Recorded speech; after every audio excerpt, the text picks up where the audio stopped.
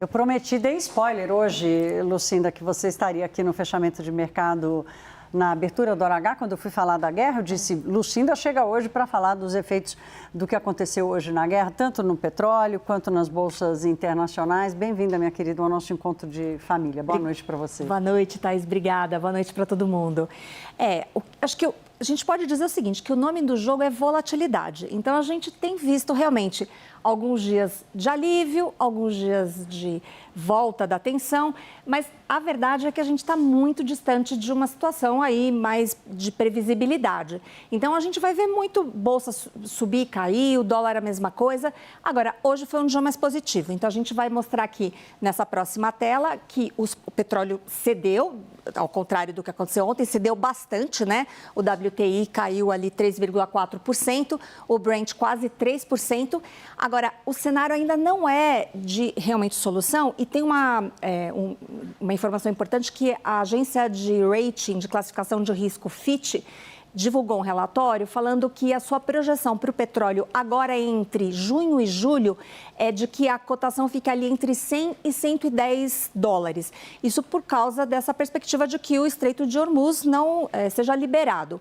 Para o ano todo, a agência está vendo uma cotação média de pouco mais de 80 dólares, 84 dólares, porque a gente começou o ano com petróleo bem mais baixo, ali abaixo dos 70 dólares. E a agência também acha que na hora em que o estreito for liberado, em que passar os barris voltarem a fluir, então a normalização deve acontecer mais ou menos em 3 meses. Então é um cenário, segundo a agência, que ainda piora um pouco para depois melhorar e se normalizar. A Fitch acha que no segundo semestre, lá para setembro, a cotação pode, inclusive, voltar para os 70 dólares. A conferir, são previsões, a gente está vendo tantas previsões sendo, na verdade, descumpridas, mas hoje o que os economistas, de um modo geral, estão vendo é mais ou menos isso. Piora um pouco ainda para depois melhorar. E, enquanto isso, Thaís, a gente vê a Bolsa tentar se recuperar, mas ainda de forma bem frágil, bem moderada. O Ibovespa subiu 0,68%, ainda abaixo dos 170 mil pontos. E o dólar caiu um pouquinho, né? Mas está aí também acima. Teve muita volatilidade hoje, né? Muita o dólar volatilidade. Hoje subiu, caiu com mais força, né? E essa história da escala 6x1, ela não é determinante, mas a verdade é que ela é um fator adicional nesse cenário de preocupação com inflação. Então, a possibilidade de avanço aí de uma proposta alternativa também ajuda a aliviar um pouquinho o juro futuro. Isso contribui também para uma melhora, de um modo geral, aí do mercado. Mas a verdade, Thaís, é que essa ideia de que o juro vai ficar ainda alto por muito tempo lá fora e aqui, isso vai continuar travando os mercados, limitando uma recuperação mais consistente. A preocupação com a escala 6x1, a leitura dos economistas é de que vai haver um aumento de custo para os empregadores e quando há um choque de custos, há repasse para os preços. Então, há 2 repasses aqui.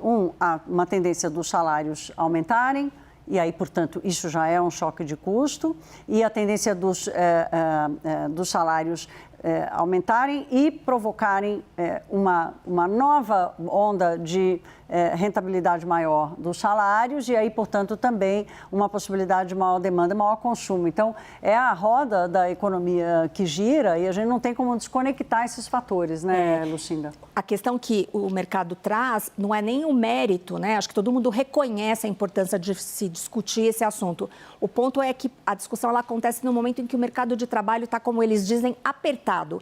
As pessoas estão empregadas, o desemprego está em níveis muito baixos, então fica um pouco mais difícil para que as empresas consigam se adaptar. Essa é a justificativa dos mercados e, por causa disso, a visão é que quem precisaria contratar para continuar produzindo a mesma coisa com pessoas, os seus funcionários trabalhando menos horas, iria contratar pagando mais alto. Então, é essa a ideia. Então, seria um fator adicional de pressão sobre a inflação. Não é o determinante, mas o fato é que essa discussão ela está sendo acompanhada com muita atenção hoje pelos investidores. Ela entrou na conta, né?